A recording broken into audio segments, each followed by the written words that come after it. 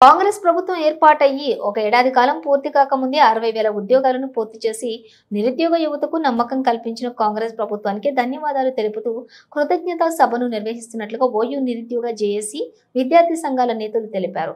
సభకు సంబంధించిన పోస్టర్ను ఓయూ ఆర్ట్స్ కళాశాల వద్ద ఆవిష్కరించారు. ఈ సందర్భంగా నిరుద్యోగ విద్యార్థి చేసిన నేతలు మాట్లాడుతూ కాంగ్రెస్ ప్రభుత్వానికి కృతజ్ఞతలు తెలుపుతూ డిసెంబర్ 18వ తారీఖు ఆర్ట్స్ కాలేజీ ప్రాంగణంలో బహిరంగ సభను నిర్వహిస్తున్నామని తెలిపారు. నిరుద్యోగ యువత పెద్ద ఎత్తున పాల్గొని విజయవంతం చేయాలని కోరారు. టీఆర్ఎస్ ప్రభుత్వం నిరుద్యోగులతో చెలగాటమాడిందని మండిపడ్డారు. టీఎస్పీఎస్సీ పరీక్ష పత్రాలను అమ్ముకొని నిరుద్యోగులను మోసం చేసిందని ఆగ్రహం వ్యక్తం చేశారు. నేటి కాంగ్రెస్ ప్రభుత్వం ఉద్యోగాలు కల్పించడమే కాకుండా విద్యార్థులకు కూడా అనేక సౌకర్యాలను కల్పిస్తున్నారని తెలిపారు.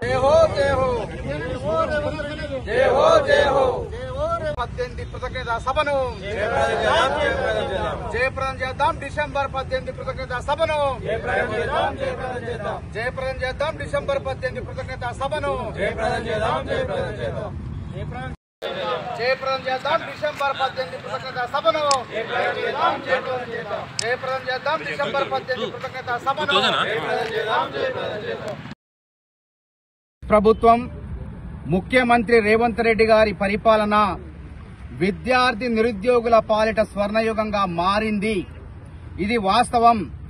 గతంలో విద్యార్థులు నిరుద్యోగులు అనేక అవస్థలకు గురయ్యారు. మాజీ ముఖ్యమంత్రి కేసీఆర్ గారి పరిపాలనలో ఎన్నడూ లేని విధంగా 3వ తరగతి నుంచి పీజీ విద్యార్థుల వరకు సంక్షేమ హాస్టల్ విద్యార్థులకు హాస్టల్లో ఉండే విద్యార్థులకు 40% డైటు కాస్మోటిక్ ఛార్జీలు పెంచిన ఘనత ముఖ్యమంత్రి రేవంత్ రెడ్డి గారిది.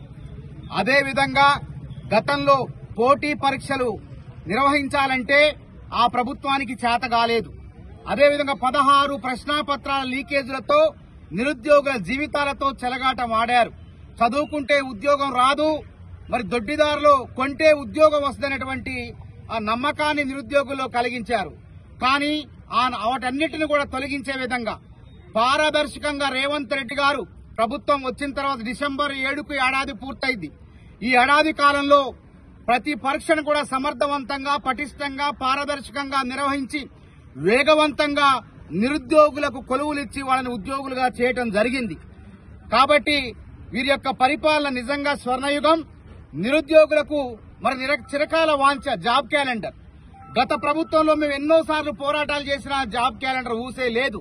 కానీ ముఖ్యమంత్రి గారు రేవంత్ రెడ్డి గారు విద్యార్థుల నిరుద్యోగుల డిమాండ్ ప్రకారం అదేవిధంగా వాళ్ళ యొక్క మేనిఫెస్టోలో పెట్టిన ప్రకారం విద్యార్థులకు జాబ్ క్యాలెండర్ చట్టబద్దమైనటువంటి జాబ్ క్యాలెండర్ ప్రకటించి నిరుద్యోగుల జీవితాల్లో వెలుగు తెచ్చారు. కాబట్టి డిసెంబర్ 18వ తారీఖున సాయంత్రం 5 గంటలకు ఇదే ఆర్ట్స్ కళాశాల ప్రాంగణంలో రాష్ట్ర ప్రభుత్వానికి మంత్రి మండలికి ముఖ్యమంత్రి గారికి కృతజ్ఞతలు తెలిపేందుకు బైరు నాగరాజు అదేవిధంగా రెడ్డి సీను మరి పట్ల నాగరాజు అదేవిధంగా క్రాంతి నిరుద్యోగ జేఏసీ క్రాంతి అశోక్ ఇంకా భీమరావు నాయకు మేమంతా కలిసి దాదాపు అందరం కూడా ముక్త కంఠంతో ఏకతాటిపైకి వచ్చేసి రాష్ట్ర ప్రభుత్వానికి కృతజ్ఞతా సభను జరుపుతున్నాం.